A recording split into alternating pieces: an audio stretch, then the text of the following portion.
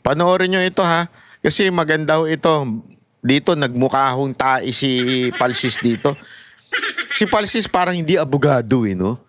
Hindi ko alam Hindi, okay lang naman Kunwari kung medyo yung iba yung pananaw mo because you're not a lawyer. Okay lang yun. Kasi your pananaw, your opinion is based on what you see or what you think. Opinion mo nga So you can be wrong, but at the same time, somehow medyo may meron namang punto ka. Pero ang masama, yung abogado ka na nga, wala ka pang punto. Yung punto mo pang bobo lang. Ito, pakinggan natin to Balita ko ang musikerong abogado natin may kakanta kay Attorney Baligo. Ayun. Ng live. Alam niyo po, birthday kasi ng aking law firm partner na. Dito ngayon, ang principal counsel ng 18 Marines na nagsasabing sila ang nag-deliver ng mga maleta. Pero yung latest Attorney Baligo sa NBI, yung 18 na yun, naging 6 lang ang nagpirma doon sa affidavit na individual affidavits. From the joint affidavits, naging 6 lang daw. Ano pa nangyari, sir? Half-truths yung sinabi ni Director Matibag. If I may explain briefly, Yes, please. pagdating pa lang po namin sa NBI, pinipicturan na nila yung plate numbers namin. So sabi ko, this is something. Pag akyat po namin, ang sabi nila kaagad, ihiwa-hiwalay namin kayo at magkakaroon ng investigasyon. At confirm po yun dahil ang sinabi mismo ni Director Matibag, Attorney Baligot should have his own lawyer because he himself is under investigation. So, custodial investigation na yon. So, sabi ko, I'm alone with the 18 soldiers. Pwede bang isa-isahin ninyo? Pero, paano yun? Mag-isa ako. So, ang sabi nila, sir, pagkatapos ng interview, ipapakita namin muna sa iyo yung dokumento bago nila pirmahan. So, yun yung naging ground rules po namin. So, ang unang natapos si Benny Bulontate. Pagtingin ko sa ginawa niya, sabi ko, bakit ang mga tanong dito wala naman doon sa hinahanap ng NBI? Ano po yung mga tanong? Example. Paano kayo nagkakilala ni Attorney Baligod? Kilala mo ba si Mike Defensor? Kilala mo ba yung nagnotaryo sa inyo? Ano ang ginamit niyong sasakyan pagpunta doon sa notaryo? So, chinek nyo lahat yung mga affidavits na pinapirmahan sa kanila. Isa pa lang po. Si yung babae dito, medyo sablay lagi. Laging siyang kumakat. Tapos sablay yung mga tanong niya. Sandali, nagpapaliwanag pa yung abogado. Sinasabi nga kung bakit hindi pinirmahan lahat Patapusin mo muna. Ito nag-i-interview, may sariling, alam mo, let the interviewer do the talking. Ay, interviewee. Sorry naman. Sorry! Pag nag-i-interview, ang bida yung ini-interview. Hindi yung nag-i-interview. Di ba? So let him talk. Let him explain yung hindi pa tapos sa sagot, bumabat-in ka na po, madam. Ang check ko, sabi ko, bakit ganito yung pagtatanong ninyo? Akala ko ba titingnan nyo yung meat of the allegation? Ang napag-usapan po namin ay, sige, magsasabi na kami ulit para magkaroon ng supplemental na mga questions and answers kasi wala pong laman Okay, mag-uusapan po natin yan on deeper, more depth dahil mag-uusapan natin ang issues of the week and let's hear our VO. Take it away, please. Di pa tapos yung kwento, kinat na Headline. At necessary consequence po yan ng nangyayari ngayon sa media. Dali Ang napag-usapan po namin, Putok o ito na pala. patok? BBM sa bayad sa jeepney, patok o putok? Biglang inaba usapan With Attorney Baligo. Putok o ito na patok? pala. Ang patok you agree, putok you don't agree. Pwede ng middle ground. oo, patok po yan. Dahil tumaas na po ang presyo ng gasolina at apektado na yung income ng mga drivers, no? At necessary consequence po yan ng nangyayari ngayon sa Middle East. makikita nyo naman yung announcement ni Secretary Garin ngayon. Ang inaasahan nating parating ay 300,000 barrels or equivalent to roughly 47 million liters lang po yan, which is good for only 900 vehicles na tig 50 liters. Full tank. Pag full tank po. Kung kaya na bayaran, kasi next week daw, expected 130 pesos per liter ang increase Oo, next week. in Metro Manila alone, we have 4 million vehicles. Paano Grabe. yan? Mas marami yung mga transport na Kawawa talaga tayo, mga kababayan, ha? Mga kawawa tayo. Itong pinapaliwanag ni attorney, talagang matindi ho yun, ha? Talagang parang ang totoo yung sinasabi ng isang balita na magkakaroon talaga tayo ng crisis by April, eh. Pag hindi naayos itong gera, yung crisis sa kuryente, crisis sa tubig, sa gasolina ng mga sasakyan. Naku po, patay tayo dito. kailangan public transport. Eh, ang mga mayayaman, mostly SUV, mga diesel. Opo. So yun nga, ang public utility vehicles, mga tao lang din, ordinaryong mamamayan. So pareho po ang masasaktan. Okay, Attorney Jimmy muna. Batok o putok? Ako, kaya, di ba, binawi kasi, supposedly, tataas. Dagdag bawi. Dagdag bawi. Sex bomb. Kaya ako po ginigit na kasi, I must admit, napakahirap naman ng kanilang sitwasyon. We're balancing the interests of the transport sector, pero yung mga namamasa, Commuters, pasero. hindi rin naman mayayaman. So I think we should be looking at broader solutions. Ako talaga, straight to the point, tanggalin muna yung VAT. Ako, agree ako doon. In addition to the suspension of excise Oh, tax. kasi excise, parang longer pa yung epekto nun eh. Ang immediate may effect sa atin is suspension ng VAT. Okay, Attorney Jimmy, Jess. Baka magulat kayo. Oo, ano? Puto. Why? Okay. But not because I'm against the consumer Oo. or not because I'm against the PUV Yeah. drivers, 'di ba? Ang sa akin, ang problema ko yung laban bawi, parang walang coordination. LTFRB approved the fare hike.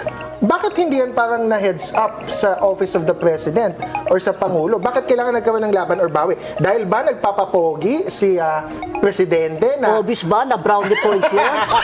Hindi na kailangan tanongin di ba? parang nilalaglag mo naman yung LTFRB chair mo, di ba? Oh, yeah, oo. Sa akin kasi, ang problema ko din dyan sa fare hike na laban o bawi, I agree with everything that two lawyers here have already said. Pero yung fuel subsidy, yung tulong sa mga jeepney drivers or sa tricycle drivers, after the fact yan eh. Pero yung everyday na may namamasahe ka, may puhunan ka, magpapagas ka na mahal, kawawa yung mga PUV drivers. Kasi ang baba ng kita eh. Sinabi ni PBBM, hindi, babawiin na lang namin sa fuel subsidy, sa mga suporta. AX, yung AX daw. That's after the Saka fact. one-time basis lang yung AX, 5,000. Pati yung 5,000, yung pinakabago, kahit ipagyabang nila, 5,000 pesos fuel subsidy, one time lang yan eh. Tsaka nagtataka ako, 260,000 tricycle drivers. Toda, Oo. ang tinulungan daw. Oo. Sa Quezon City, nag-distribute. Oh, but that's one time. Oo. That's just one time. Pero ano magagawa ng special powers na gusto ni Presidente sa pag-suspend ng excise tax na mas mabebenefisyuhan yung mga oil importers, not directly the transport sector. From what I heard sa mga economists, mababawasan naman talaga yung end price Yes. sa pump station. So that 6 way, to 7 pesos per liter lang daw. or even 10. I think may iba nagsasabi 10 pesos. So, malaking ginhawa na din yon. Pero of course, wala sa control talaga natin. Ang problema ko yung mga bumoto kay Trump. Sino ba kayong mga bumoto kay Trump? Mga Huwag Pinoy. kayong mag-alit, DDS ha. Trump yun. Hindi ko iano si VP Sara o si PBBM. Ito, condescending ding tong animal. Tinang mukha pa lang nito, nakasarap ng ano eh. Ang mabuti talaga, pinahiya ito ni Topacio eh. Nung ayaw niyang kumamay. Buti talaga, pinahiya ito ni Topacio. Walang Lenny doon. Trump ang problema. Condescending tong animal ito. Ba't di mo binabanatan si Romualdez? Nagtataka lang kami. Ano masasabi mo, Attorney Jimmy? Ako kasi, the government keeps thinking of band-aid solutions. I go back to the VAT at pati sinabi ni Senator Marcoleta dati na i-exempt ang iba sa pagbabayad ng kuryente. Kasi kung talagang gusto natin tulungan yung average Pilipino na hindi tayo namimili ng transport, ng mamasada, etc., let us look for the all-encompassing Ang taxes. tawag doon, Balancing Act. Balancing The Delicate Balancing Act. Yes. Attorney Baligod. Alam mo, si BBM meron siyang 8-point agenda. Ang isa Wow, alam doon, ni Attorney Baligod, ah. yung isa doon, yung energy security. Okay. Binoto mo ba siya noon? Parang, Alam mo yung plataforma. Alam mo ito si Palsis? Bunganga nito parang balakatak na ano, no? Dapat dito kay Palsis, ano eh. Sa totoo lang. Dapat dito is Palsis, ginawa ding spokesperson to ni Pinoy nun eh. Para meron ng katapat si Auntie Claire, no? Pareho sila ng Caracas mukhang galing palengke. Ito mukhang galing gay bar. Gago! Hanapin ko kaya ito sa gay bar. Baka naandun ito. Tanungin natin yung mga gay bar kung nagpupunta ba si Palsis dyan. ako hindi ko members eh. Ako Public hindi. naman yan eh. Public okay, document, okay. no? Pero sa loob ng mahigit 3 taon, lalong nag-deteriorate yung mga sectors na yon, no? Food security, transportation, no? Bureaucratic efficiency. Wala, bagsak lahat eh. So, Did you vote for PBBM? Dalawa na silang tatanong. Ako, hindi ah. meron ng Nililinaw ballot ko lang. secretary. Yun! Alam ko kung bakit hindi si Jimmy. Kasamahan namin yan, hindi nagpabudol. Oh, kasama namin yan, hindi nagpabudol kay Marcos. Isko kami nun eh. You invoke your right To remain against silent. self-incrimination. Do you have regrets? Hindi ma'am, sa totoo, no? I have to admit na tinulungan ko si BBM, Wow. pati si Sara, Oo. Kasi unity team. Unity. Paano on? So yun, team. and Juan, pero hindi nila ako kilala ha. On your own lang. On our own, no? Pero may isa pa tayong problema eh. Bumagsak ang peso-dollar natin. Senior citizen na yung peso natin against the US dollar. Happy birthday, Philippine peso. Oo. Happy senior. 60, 40 to $1.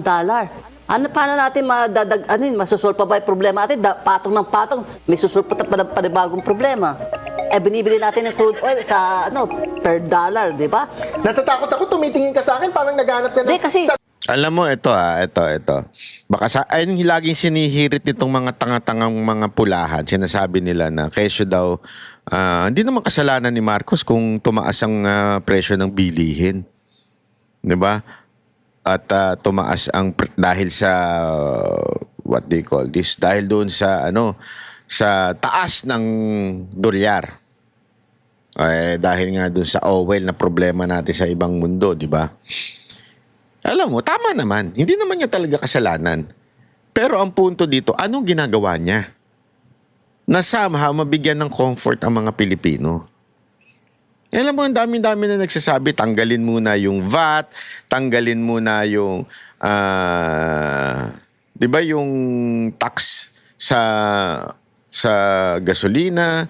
Ang daming pwedeng gawin sana at gawing batas, kaya lang wala eh. Ano ang kanyang immediate solution? Yung 5,000 na ayuda na hindi naman prepared. Ang inang yan. Oh, parang naghanap ka na sagot, Mami Chu. At presidente dapat ang Ang per barrel ngayon, maabot ng $110 per barrel. Si Trump nga eh. Wala akong magagawa eh. At di ba si Trump ayaw nang suportahan ng mga EU, kaya pero lately, nag-suporta na yung Japan, Netherlands, pero yung pag-declag lang ng Strait of Hormuz. Tapusin na yung war Open na up. yan. Bakit ba sinimulan yan? Meron trending na comment ngayon na habang may crisis dahil sa gera, impeachment pa rin ang inuulit. Yan. Yun! Tama. Do you find this valid, Attorney Baligod? Yun nga po, masyadong politika ang tinututukan ng ating lehislatura. Hindi yung kailangan talaga ng ating bansa. Tingnan nyo po yung ekonomiya natin ngayon. GDP is going down, unemployment rate is going up, yung consumer confidence index is going down. Balik-balik tayo dyan eh. GDP declining, ang inflation rate tumataas, ang unemployment tumataas, presyo tumataas. Yung inflation rate po natin medyo artificial na stable eh. Yeah. Bakit po? Dahil yung mga consumers ngayon, they hold on to their cash. Yeah. Correct. Huwag tayong bumili masyado kasi baka kailanganin natin next month, So they hold on to their cash kaya yung supply demand, no? Yung money supply nagbabalanse. din, oo. Pero artificial 'yon. May isa pa akong sa inyo kasi ang Department of Budget and Management, in-announce kanina, they have 164 billion surplus. Diba? Totoo ba? May mga subsidy, tapos may 164 billion sa Kaya pala galit si Kong Ronnie Puno. Oo, di nilalabas. Mga for later release. Anyway, before we go down to that, let's go to the next topic. My number 2. Di pa tapos It's Rep. eh. Luisito versus Rep. Marcoleta.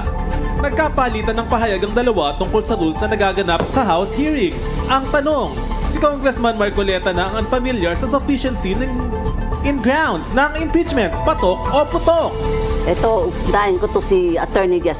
Patok o putok? Patok yung nakakatawa.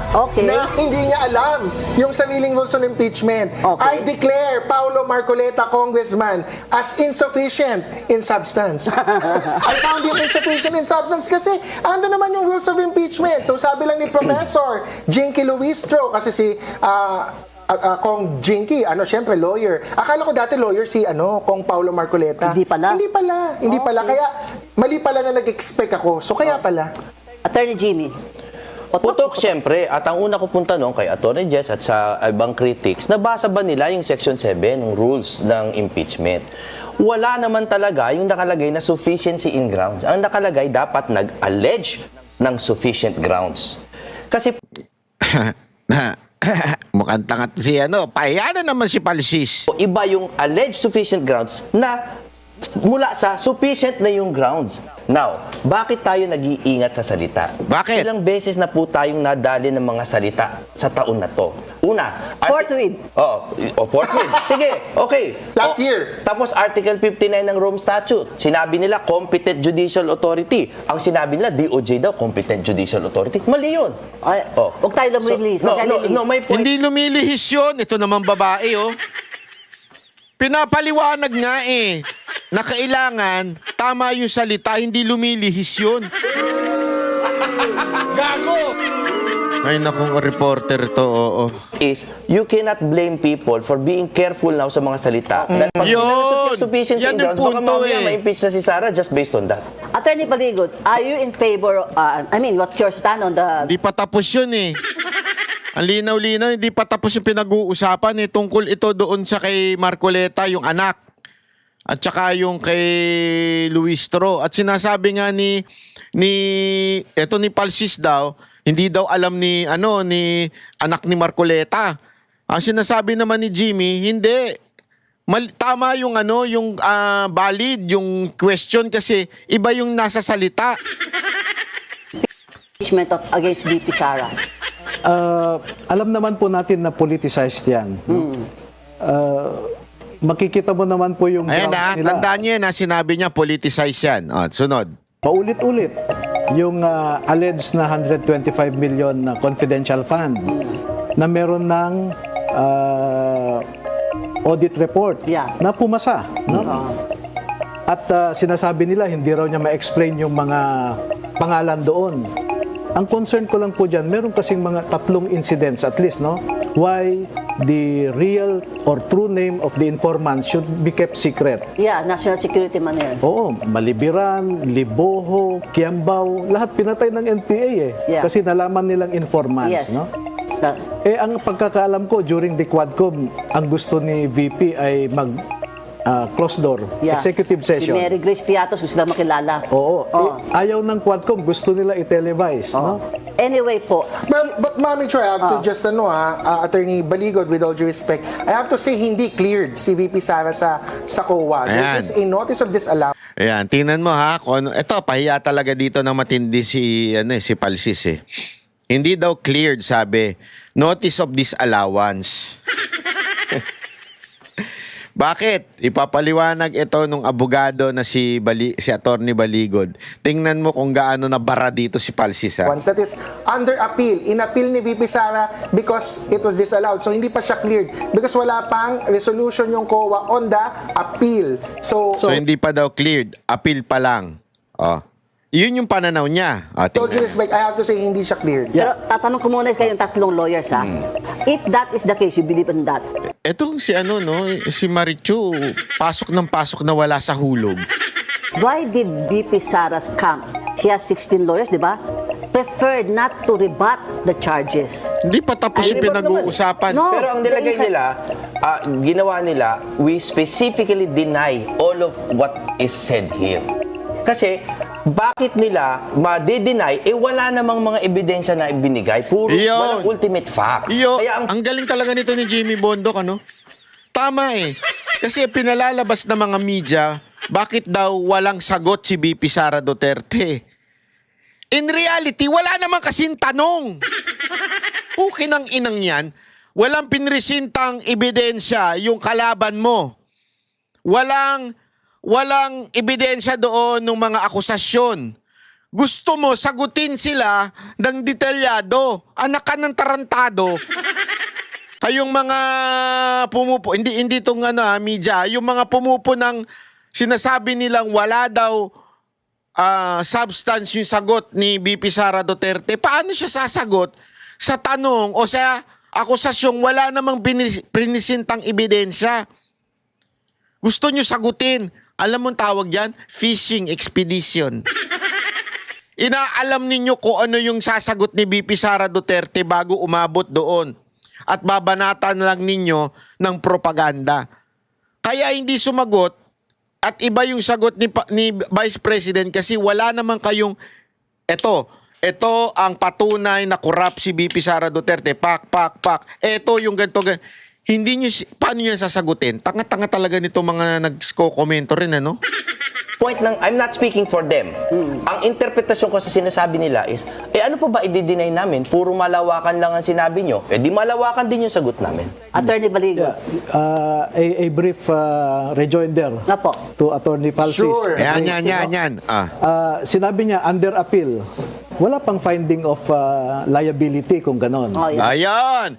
Under appeal, ibig sabihin, wala pang conclusion. Wala pang finding. Kasi wala pang decision eh. So why make it a definitive ground for impeachment? Wala pang decision. Tingnan nyo ha. Yung isa kasi sinasabi niya, under appeal pa eh. So, ibig sabihin nun, guilty na. Under appeal nga eh. Pukin ang ina. O hindi clear. Hindi daw cleared. Yan ang ginamit na term ni Falsis. Hindi daw cleared. Kasi under appeal pa. Yes. Pero ibig din sabihin nun, hindi guilty. So bakit yun ang gagamitin basis for the impeachment? Ang tanga-tanga ang pota. Nakakabuisit. Tanga talaga. When the proper office has not yet ruled definitively on the issue. So why did the counsels of BP Sara did not rebut the impeachment Ang charges? hinahanap po nila yung ultimate facts doon sa sinight nilang basis for impeachment. Ang ultimate facts po kasi, ito yung elements eh. Halimbawa, Di ba nasa articles of impeachment na ngayon, naka-itemize na? pero general conclusions yun eh. Culpable violation of the Constitution. May elements po yan eh. So, bawat, yung elements, may 1A, kailangan may dash ultimate- 1, 2, 3 pa yun. Yes. Yan. Medyo, Okay. Eto, tingnan nyo kung ano yung rebut ni Palsis. Sabi nito based on the Constitution kasi ganito yan numero bla bla bla bla bla bla.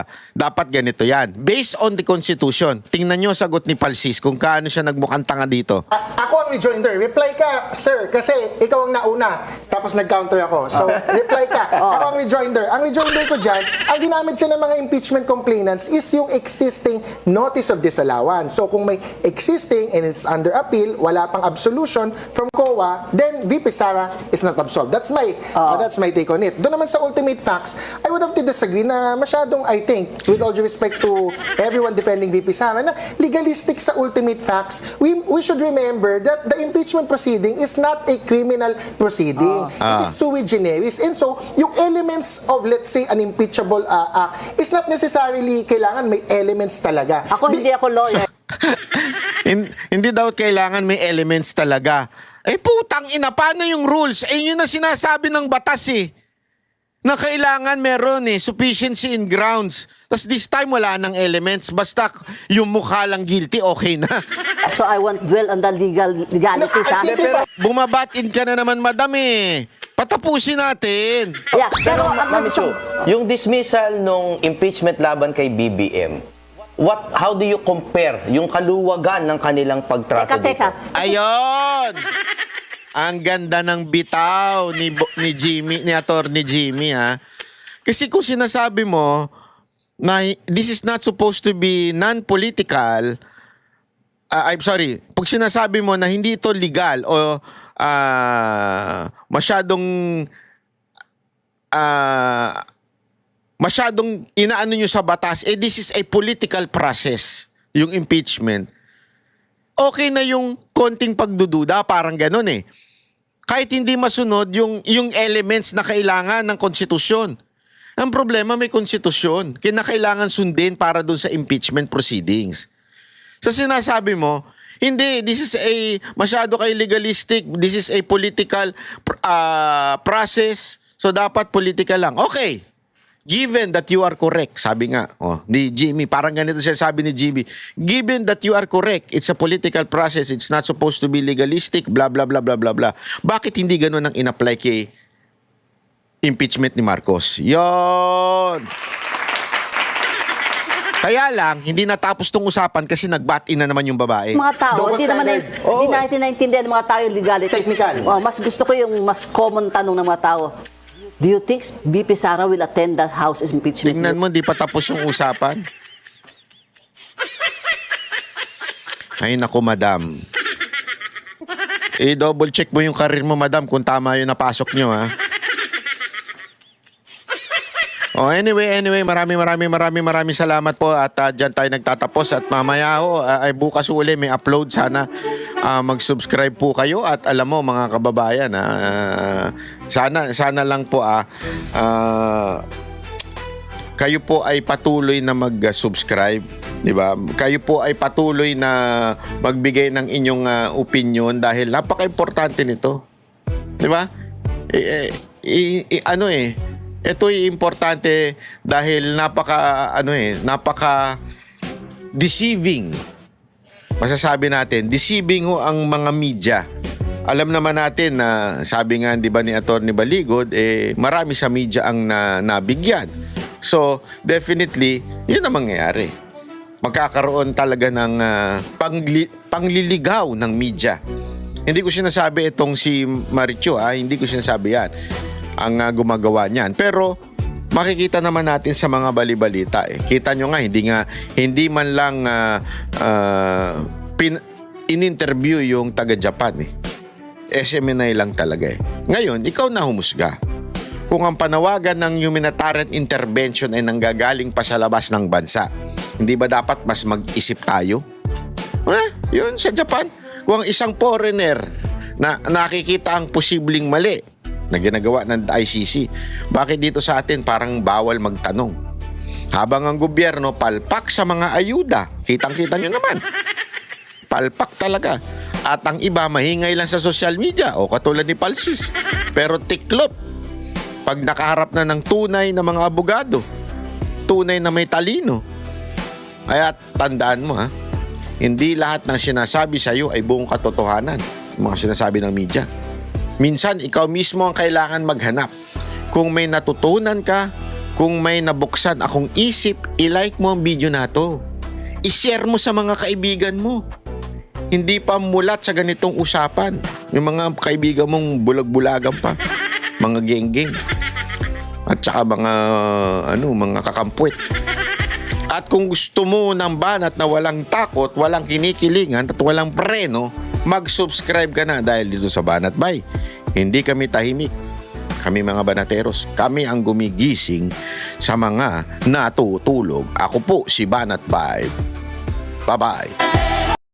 Kami ang boses ng masa, hindi natatakot. Katotohanan lang, di kami nalulunod. Walang bahid ng sismis, lahat ay totoo. Kahit sino ka pa, pag mali ka babanatan ka. Walang pinipili kulay, wala kaming kinikilingan. Basta para sa bayan, kami lalaban. Pag tama palakpakan, pag mali banatan.